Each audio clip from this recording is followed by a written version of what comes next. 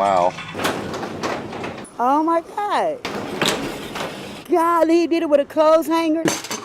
That's crazy stuff, isn't it? That is crazy. This is all burglars need to get into your garage. They carefully bend it and it becomes a magic wand to open your garage. The technique is called fishing. We've left out a step to avoid educating would-be thieves, but watch as John Wester approaches from the outside, slides the coat hanger through the top of the door, fishes for the latch, and pulls it. The door opens. One more time. It takes only seconds.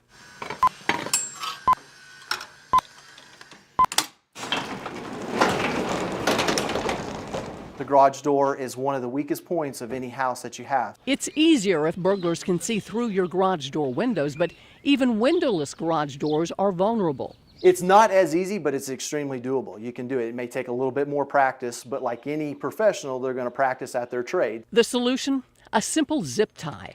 Cost only pennies. We're going to find a little hole right here where the switch is. And we can just sit here and simply thread it through.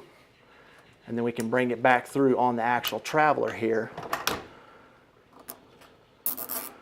So that way when we lock it down, then you can't actually pull it. So the coat hanger that comes in here, once it actually grabs it, it's not strong enough to actually break the zip tie. Very little expense to make sure your garage door is secure. This is definitely a quick, easy fix. Here is a sweet teen with a cute smile. Brejon likes science, he likes math and Spanish. He's also a big fan of drawing cartoons and sports. And as you're about to see, he's willing to try anything for fun. On a recent trip to Frontier City, 15-year-old Brejon tested his skills at sports. I'm getting a little better at basketball. I play basketballs on Sundays, and I play one-on-one and play on teams. He's ready to give baseball a swing next. Brejon was put under the care of DHS 10 years ago when he was barely in grade school. He's moved around foster homes a lot over the years. Like every year, I think. That's not easy on any child, but Brejon still manages to be lighthearted and make people laugh. It's something he's proud of. I'm a jokester, yeah. I take some paper, ball it up, and I'm like, hey, Kavion, watch me throw this in the trash, and I throw it at him. Just one of his many pranks. Brejon is now in 9th grade and loves meeting people. Like at school, I socialize, but like at home, I'm kind of quiet and all that. An introvert at heart, there's one thing for certain. His cheerful demeanor is comforting to be around. Even on adventures, he keeps this big infectious smile. Nervous, really nervous. You ready? Yeah, I'm ready, I'm ready. Oh my God.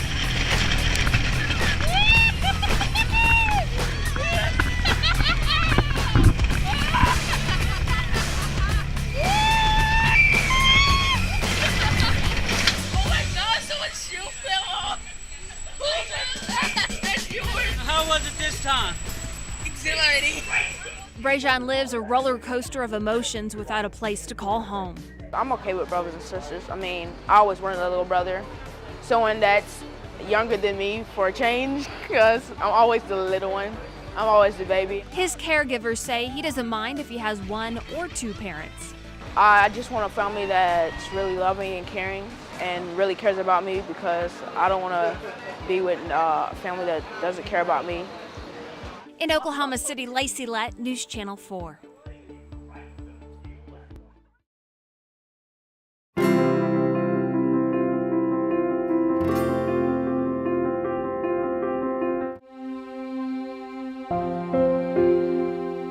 You're on a most unusual journey. It's such a beauty from ashes story. Your companions, Sarah Rodriguez and her husband, Joel. At this moment, they are a couple with crippling fear and yet soul-deep joy. Milo is their joy. After 5 years of fertility treatments, he is a gift. But 2 days after their big brown-eyed boy arrived, so did word that Joel's cancer is back. I was just terrified, because here I am, I have this brand new baby, and I didn't know, if he would know his father. A father who thought he'd beaten the kidney cancer that left railroad track scars. A family who started a blog 5 years ago asking for prayers. I'm Joel. And I'm Sarah. And we just wanted to thank you guys for coming to our blog, for your prayers and for your comments and all the support that you have given us on the site. Prayers that strengthened the young couple through months of chemo and hospital stays. Images they thought were part of their past suddenly became real again. There was no part of me that ever thought that he wouldn't beat it. Joel fought for his son. He fought for his wife. He fought for his life. He would never even let me doubt that he was going to beat it. After surgery to remove the cancer, Joel suffered a series of strokes that neither medicine or prayer could reverse. Sarah became a widow at 32. But the story doesn't end there. It's only the beginning of why Sarah now believes in miracles. As Joel grew weaker, partially paralyzed, he told Sarah they would have another child. I don't know how that would be possible because of, the state that you're in right now, but he was just adamant, no, we are going to have another child and it's going to be a little girl. Sarah and Joel had 2 embryos left from their years of fertility treatment. She considered them the last living part of her husband. She had them implanted. Whenever I found out the news that it was a little girl, I just started bawling. I was like, he was right, he knew. Ellis Claire Rodriguez was born last November. A beautiful, healthy baby for 2 weeks. Literally, it was 1 o'clock. We went to our pediatrician, and by 8 p.m. that night, she was on a ventilator in the hospital. Bacterial meningitis. More tubes than flesh. Seizures and swelling destroying the newborn's brain. Prognosis, poor neurologic outcome. Baby Ellis wouldn't be able to breathe on her own. When I had prayed so hard and believed for it with my husband, and then it didn't happen, it shook me. It never caused me to doubt God, but it really shook me as to if miracles do exist or do they happen. Sarah turned to her blog asking for prayers. Millions visited the site from around the world. I would get emails and blog comments from people in Poland and Australia and England and Costa Rica saying, we're praying for your daughter. And not just praying, like they would say, we've wept for your daughter. We've begged God for her life. Right before we removed her from the vent, I ducked in the bathroom and I just said a really quick prayer. I said, I know this looks hopeless, but if there's any way at all that you can let my girl live, 30 days with her is not enough. Doctors took Ellis off the ventilator. They put her on my chest, and she just started breathing. And I thought, do I dare to hope that this little girl's going to actually live? And live she did. But would the tiny girl show lasting effects of the illness? At this 2-month mark, doctors say she's developing normally. As each day went on, she's just started to improve more and more and more and more. Sarah had been warned at the hospital that meningitis could cause deafness. Ellis can hear. There's no denying that she's defied the odds. I was just thinking how crazy it was that the last time we were here was the day before she got sick. I know. At 4 months, Sarah says Ellis continues to do well. Every doctor's appointment, we just keep getting good news. There's a sweet girl. Such a tiny girl to have brought faith to so many who dared to believe. It's just definitely reaffirmed my belief that no situation is hopeless and that the miraculous does happen.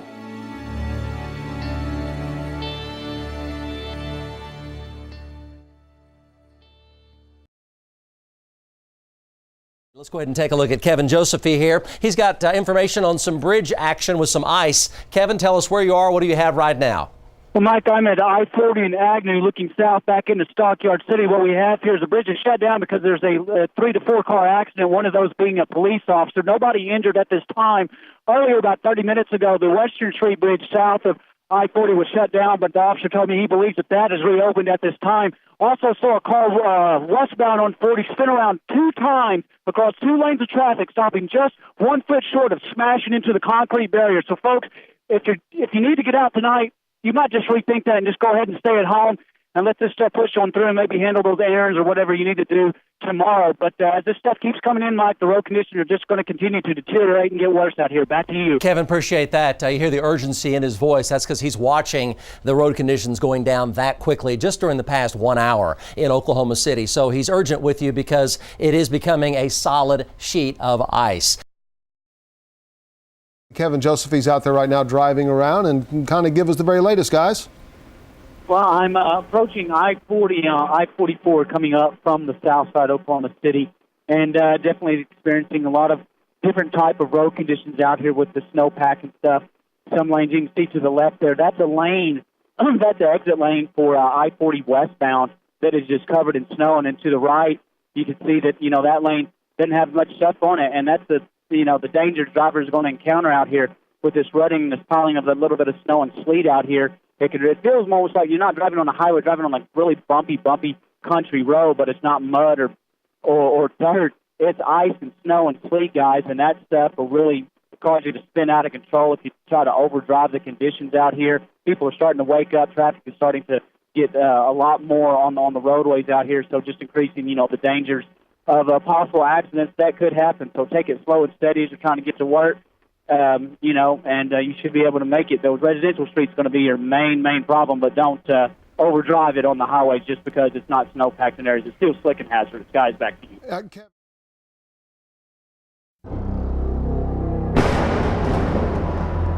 This thing is on the ground, grinding, ripping everything up. 911, where is your emergency?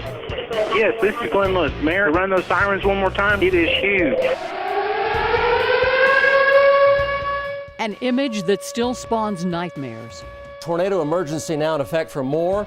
Tornado emergency for Moore. You folks in Moore, you need to grab whatever it is you need to grab, and you need to go underground. This thing is sucking us in, and we're a mile away. We had to bail out of it because it was coming right at us. It's absolutely massive. Studies will later show close to half of the people in the damage path are in underground shelters at this moment.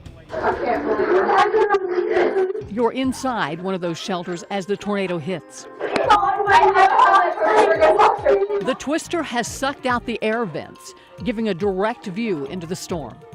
Oh my God, are you serious? Curiosity replaces fear. The first look at how their neighborhood has changed. It's gone. There's nothing. Jerry Gravitt was among those in that cellar. And whenever I come up out of that cellar, I figured that there was going to be not only hundreds, but possibly maybe thousands of people that perished. I mean, it was that bad. This is Jerry Street, just the day before the tornado. This is the street after it was reshaped by EF5 winds, believed to be in excess of 220 miles an hour. A tornado like that, if you ain't below ground, there's a good chance you might not make it. Jerry's neighbor, Deanna Ward. The retired RN's home was across the street.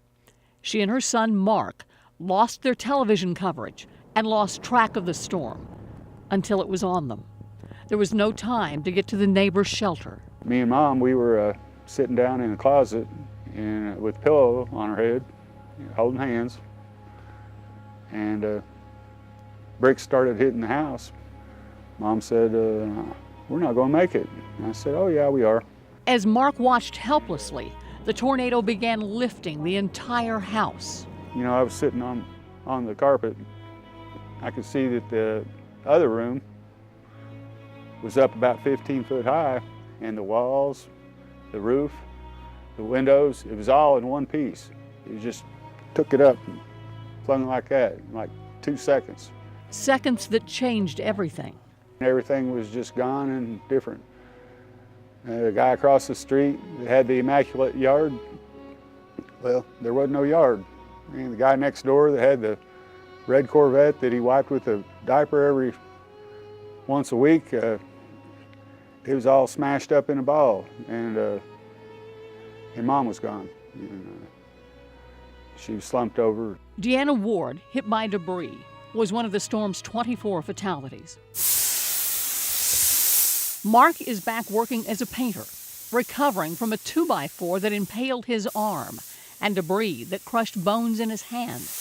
He has a plate in his shoulder that was broken in 2 places. I just felt blessed to have made it. As spring comes to Moore again, There are signs of resiliency. While the scars of the storm are still visible, evidence of rebirth and renewal. Yet amid the sounds of rebuilding, a question. How did a storm this violent, an EF5 with winds in excess of 220 miles an hour, a tornado that moved through dense residential neighborhoods, hit a hospital, 2 schools, and shopping center, how did it claim only 24 of those we love when it could have taken hundreds? Preliminary studies and more say 98% of those who responded knew the tornado was coming and took protective action. Many left. 75% were watching television for live, immediate, street-by-street coverage of the storm's progress and were prepared. Many gathered in cellars and safe rooms. But the unsettling statistic, of the 24 we lost, and even one is too many, 73% died sheltering in place. Victims who sought shelter in interior closets, hallways, or bathrooms. Those are safe places until you start talking about F5 tornadoes, because they, as we have seen time and time again, have the ability to sweep the foundation clean. You can't wait till it's bearing down on your street. You are truly taking your life into your own hands. 911 tapes from that day reflect the panic of those unprepared. Okay, I need you guys to get inside and take cover. There's nowhere to go, dog. I'm on Santa Fe and 12th Street. Where is the tornado at? Last we heard was 19th and Western. Oh my God. Okay, if you're able to take shelter, you need to. Where can we go for shelter? I need to know where the designated Moore. The city of Moore has no public shelter, ma'am. You need to be in shelter now. Jerry Gravitt is rebuilding on the lot he's called home for 25 years. But he's adding something he's never had. I'm still going to have a cellar put in. And everybody up and down through here that all moved back, every one of them's had no cellar put in. You need to be in shelter now. It is the ultimate life insurance in a state that has spawned the most violent winds on the planet.